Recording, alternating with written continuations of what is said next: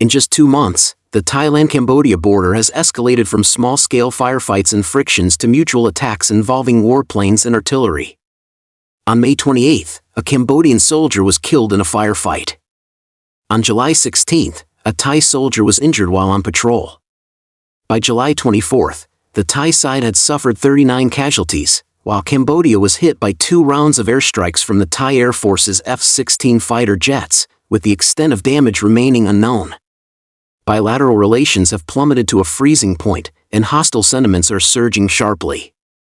If both countries fail to exercise restraint, a local war could very well break out. So, is this really the situation that both Thailand and Cambodia want to see? What kind of planning is Cambodia carrying out to reclaim border territories and resources? Thai Prime Minister Paetongtarn held a phone call with former Cambodian Prime Minister Hun Sen regarding the border conflict. Paetongtarn addressed Hun Sen as uncle and pleaded with him to understand Thailand's difficulties, urging him not to let the Thai military take the opportunity to escalate the conflict. However, Hun Sen chose to make the recording of the call public. This move quickly triggered internal turmoil in Thailand. Conservative factions launched a strong backlash. Paetongtarn was suspended from office. Nationalist sentiments surged sharply, and the entire nation of Thailand regarded this incident as a great humiliation. In response, the Thai military must make a show of action, otherwise it will be unable to account to the domestic public. Thailand's elected government and various political parties can only support the military's actions. At this time, anyone who tries to stop the military may be deemed guilty of treason. Therefore, Paetongtarn, who is currently suspended from duty, posted on social media stating that she fully supports all response actions taken by the government's armed forces and the Ministry of Foreign Affairs within the framework of international law and principles. Former Thai Prime Minister Thaksin also stated that since Hun Sen ordered attacks on Thailand, Thailand has legitimate reasons to retaliate. There is no doubt that the Thaksin family, which seeks a peaceful resolution to the border dispute, is now caught in the line of fire and can only be at the mercy of the military. We cannot know for sure Hun Sen's purpose in leaking the call recording, but things have already escalated to this point, and it will likely be difficult to defuse the situation. As a small country, Cambodia is no match for Thailand in either economic or military terms. If the conflict escalates, Cambodia will inevitably suffer more severe losses, which will also make it harder to resolve the bilateral border disputes. So why is Cambodia pushing the matter to such an extreme? As we all know, this is not the first time Thailand and Cambodia have clashed over border issues. Since French colonizers arbitrarily drew borders on maps in the late 19th century, territorial disputes between the two countries have never ceased.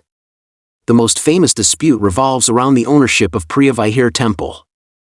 Built in the 12th century, this temple has become a focal point of controversy due to its unique geographical location.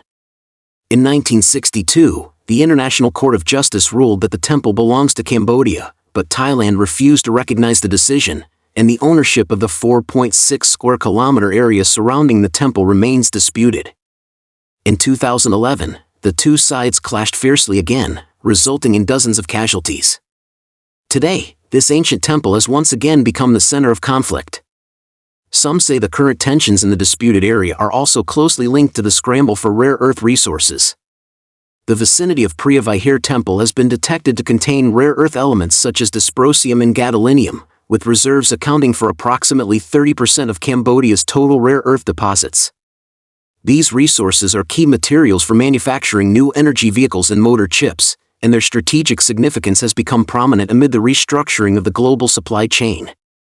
However, there is a question here. Preah Vihear Temple, along with the surrounding areas of Dam Nak Tom Temple where the recent conflict occurred, have long been important distribution areas for metal minerals such as tin, nickel, and aluminum, and have been mined for many years. Moreover, tin ore itself is an associated mineral, meaning that both Thailand and Cambodia could not have only just discovered the presence of rare earths here now. Why, then, have they chosen to dispute it now rather than earlier? This is related to the current international situation. In April this year, Trump wielded the tariff stick to exert hegemonic pressure on the world, with China being a key target. China and the United States even severed trade ties for a time due to tariff issues.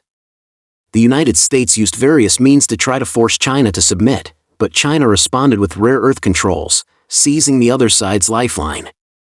After the United States searched around the world, it found that it still could not solve the problem of rare earth shortages, and ultimately had to choose to negotiate with China to resolve the tariff disputes.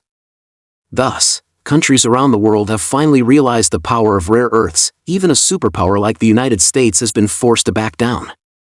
Clearly, the strategic significance of rare earths has reached an unprecedented level.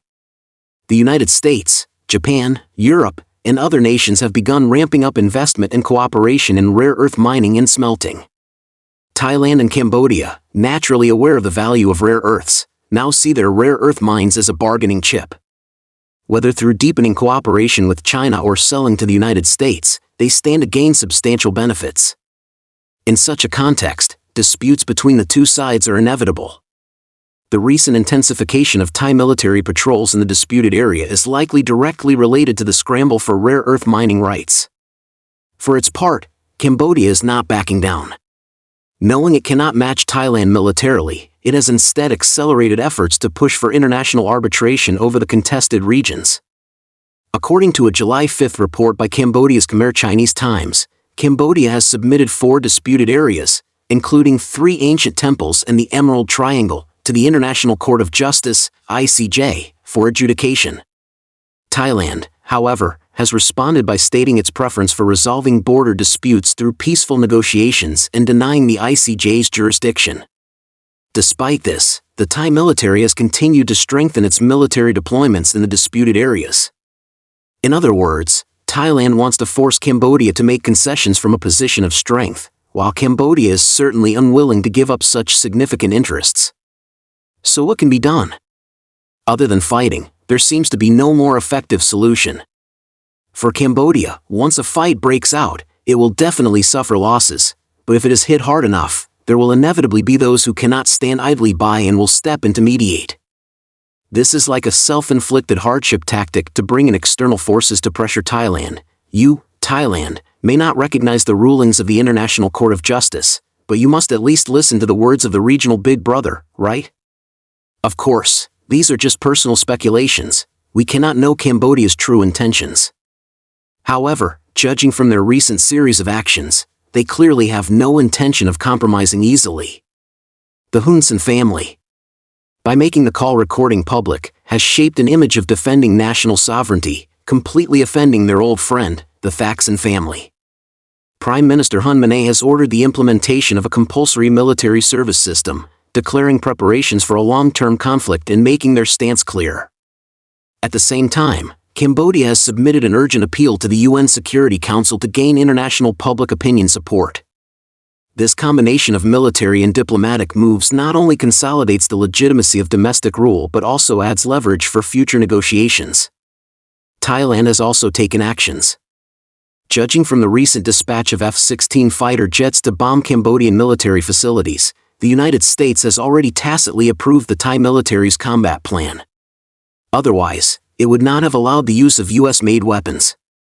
Moreover, the United States recently announced that it will provide Thailand with $120 million in military aid, and the intentions behind this are clearly not pure. The escalation of the current Thailand-Cambodia border conflict not only affects bilateral relations but also poses security risks to the Southeast Asian region.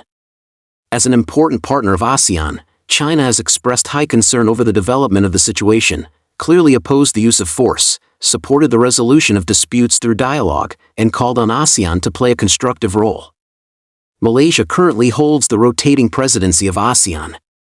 Prime Minister Anwar stated that he will hold phone calls with the leaders of Thailand and Cambodia regarding the border armed conflict, hoping to mediate the dispute through dialogue.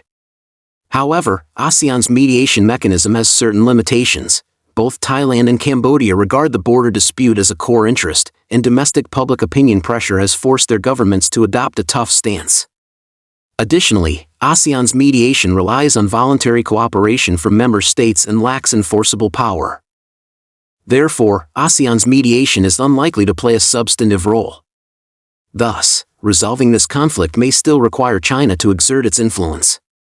After all, both Thailand and Cambodia are China's friendly cooperative partners. Moreover, Belt and Road projects such as the China-Thailand Railway and the China-Cambodia Economic Corridor are also at risk of construction delays due to border closures. Therefore, China will inevitably mediate to safeguard its own interests. Additionally, both Thailand and Cambodia have turned to the United Nations to call for mediation. It can be seen that this conflict triggered by historical issues may not escalate further, but it also cannot be resolved in a short period of time. The root cause lies in the fact that small countries have limited room for development, and they will never easily give up their limited resources. However, there are no winners in war after all. Fighting back and forth cannot solve the problem. In the end, the two countries will still have to return to the negotiating table. Setting aside disputes and seeking common development is the right path. What are your thoughts on this? Welcome to leave your comments in the discussion section.